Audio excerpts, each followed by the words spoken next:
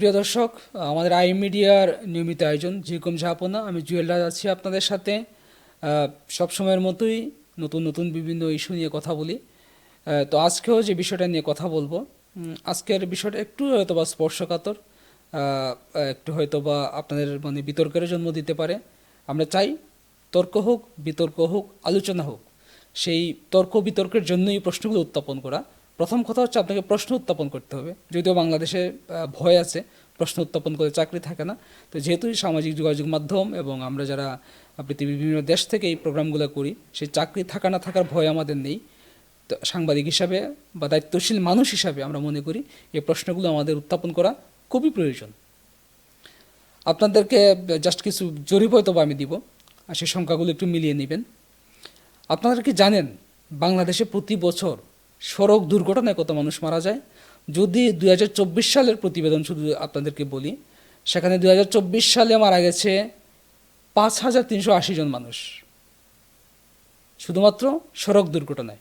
এটা কিন্তু আমার কোনো ব্যক্তিগত অভিমত না, বিআরটির যে ওয়েবসাইট সেখানেই তথ্যগুলো আছে।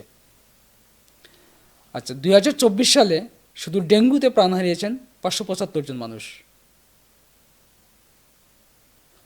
আরেকটা ইন্টারেস্টিং তথ্য দিই, বাংলাদেশের সাপে কামড়ে প্রতি বছর কতজন লোক মারা যায় আপনারা জানেন? প্রতি বছর 7,511 জন মানুষ মারা যায় সাপের কামড়ে। এখন প্রশ্ন উঠতে পারে, এত লোক মারা যায়, এই প্রশ্নগুলো আমি কেন উত্থাপন করলাম বা এই তথ্যগুলো কেন দিচ্ছি, যে সাপের কামড়ে মারা যায় কতজন, ডেঙ্গুতে মারা যায় কতজন, সড়ক দুর্ঘটনায় মারা যায় কতজন? অবশ্যই তার পিছনে একটি কারণ আছে। সে প্রথম যে কারণটা হচ্ছে, 2013 সালের 5ই মে, আপনাদের মনে থাকার কথা, হেফাজত শাপলা চত্বরে বাংলাদেশে তাদের একটি সমাবেশের ডাক দিয়েছিল, যখন তারা বাংলাদেশ দখল করবে বা সরকারের পতন ঘটাবে, এই ধরনের বিভিন্ন ইস্যু যখন চলে এসেছিল। তো সরকার তাদেরকে আলটিমেটাম দিয়েছিল শাপলা চত্বর ছেড়ে দেওয়ার। তারা সেটি শুনে নিয়ে তারা সেখানে অবস্থান নিয়েছিল। তো আমরা দেখলাম তখন টেলিভিশন লাইভ করেই সেগুলো করা হয়েছিল। চারদিকে গ্রেনেড, সাউন্ড গ্রেনেড, গুলির শব্দ, নানা ধরনের শব্দ। আমরা যারা সেই দৃশ্যগুলো দেখেছিলাম, হ্যাঁ, আতঙ্কিত হওয়ার মতো দৃশ্য, কারণ বাংলাদেশ এই ধরনের দৃশ্য হয়তো দেখেনি কখনো। যে এক ধরনের একটা ভয় ভীতি ছিল। তো এরপর যেটা আমরা দেখলাম, সংবাদ মাধ্যম বলেন, টেলিভিশন বলেন, বিভিন্ন সংগঠনের নামে বেনামে পৃথিবীর বিভিন্ন দেশে ছড়িয়ে দেওয়া হলো যে সেই রাতে শাপলা চত্বরে আওয়ামী লীগের, তখনকার যে আওয়ামী লীগের সরকার, তারা কয়েক হাজার, কেউ বলছে 4,000, কেউ বলছে 5,000, তারও বেশি, সর্বশেষ যে সংখ্যাটা নেমে এসেছিল সেটা হচ্ছে 3,000 লোক মারা গিয়েছিল সেই শাপলা চত্বরে। এরপর বিগত এক দশক, 2013 থেকে 2025 বা 24 যদি আমরা ধরি, এক দশকের বেশি সময় যতগুলো টেলিভিশন টক শো দেখেছি, যতগুলো ওয়াজ মাহফিল বিশেষ করে শুনেছি, প্রতিটা ওয়াজ মাহফিলে সেই আওয়ামী লীগ সরকারের যখনই বিরোধিতা করতে হয়েছে বা আওয়ামী লীগ সরকারকে যখন ধর্মের মুখোমুখি দাঁড় করানো হয়েছে, তখন বলা হচ্ছে সেই শাপলা চত্বরে হাজার হাজার লোক মারা হয়েছে। এবং মানুষ সেটা, সেই মিথ্যা বলতে বলতে মানুষ সেটা একসময় বিশ্বাসও করেছে। এবং সর্বশেষ 5 আগস্টের পরে আমরা দেখেছি, যখনই কথা এসেছে যে আওয়ামী লীগ গণহত্যার সাথে জড়িত, সেই গণহত্যা এসেছে, শাপলা চত্বরের কথাও এসেছে, এবং এখন যখন তারা বিচার দাবি করছে, তখনই কিন্তু শাপলা চত্বরের প্রসঙ্গটা চলে আসছে।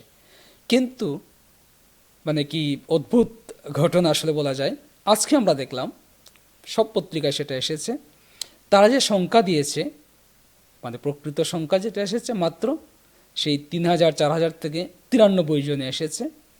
এবং সেই সংখ্যা নিয়েও সন্ধিহান অবশ্যই থাকার কথা, যেহেতু 3,000 থেকে এটা 93 নেমে এসেছে। সেই 93 যদি খতিয়ে দেখা হয়, তাহলে হয়তো বা আরও তথ্য বের হয়ে আসবে, যদি এখন সেই সুযোগ বাংলাদেশে আর নেই, কারণ কেউ প্রশ্ন করতে পারবে না সেই 93 জন কারা বা তাদের ঠিকানা কি, তারা কোথায় আছেন এখন 10 বছর পরে। আমি জানি সেই সুযোগগুলো নেই, এই 93টাই আমাদের মেনে নিতে হবে, যেহেতু যেরকম চাপনার যুগে আমরা বাস করছি। তো এই প্রসঙ্গটা এই জন্য বললাম, আপনারা জানেন এই প্রসঙ্গগুলো নিয়ে আরও কথা বলেছি আমরা, আরও অন্যান্য পর্বেও কথা বলেছি বাংলাদেশের সাংবাদিকদের উপর যে ধরনের নির্যাতন, নিপীড়ন বা খড়গ নেমে এসেছে। তো সেই সময় কিন্তু যে জিনিসটা হয়েছিল, যখন 3,000, 4,000 বা কিছু নাম বলা হয়েছিল, আমাদের বিভিন্ন মাদ্রাসার কথা বলা হয়েছিল যে এদের যারা শাপলা চত্বরে গিয়েছিল তারা আর ফিরে আসেনি, তাদের লাশ সরকার গুম করে ফেলেছে। তো তো এরপরে যেটা হলো, আমরা দেখলাম বিভিন্ন টেলিভিশন, বিভিন্ন পত্রিকার সাংবাদিক সেই যাদের তালিকা দেওয়া হয়েছিল সেই তালিকা ধরে ধরে যখন তাদের বাড়ি বাড়ি, তাদের শিক্ষা প্রতিষ্ঠান, তাদের মাদ্রাসায়, তাদের এতিমখানা যেখানে বলা হচ্ছে তারা যাওয়া শুরু করলো, সেই তদন্তগুলো শুরু করলো, দেখা গেল যে অনেকেই মাদ্রাসায় ফেরত আসা শুরু করেছিল, অনেকেই বাড়িতে ফেরত আসা শুরু করেছিল। তো এক পর্যায়ে এগুলো নিয়ে আসলে আর খুব একটা ঘাটাঘাটি হয়নি, ওইভাবেই থেকে গেছে।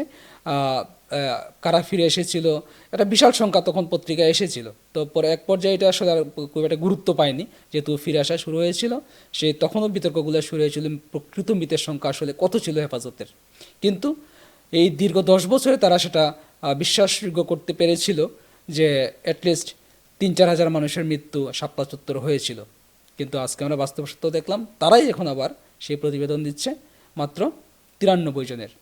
একই অবস্থা আমরা 2024 সালেও দেখছি, যে প্রথমেই বলা হলো হাজার হাজার লোক মারা গেছে, যেটা বললাম বিভ্রান্তি সামাজিক যোগাযোগ মাধ্যমে, যেহেতু এটা মেটিকুলাস প্ল্যানের অংশ ছিল। আমরা তখন তো বুঝিনি সেটা মেটিকুলাস প্ল্যান অথবা অন্য কোনো কুলাস বা ক্যালকুলাস কী ছিল না ছিল আমরা তো আর জানি না। তো আমরা ধরে নিয়েছি, যেহেতু সবাই বলছে সামাজিক যোগাযোগ মাধ্যম ছয়লাভ চারদিকে, যে হাজার হাজার লোক মারা গেছে।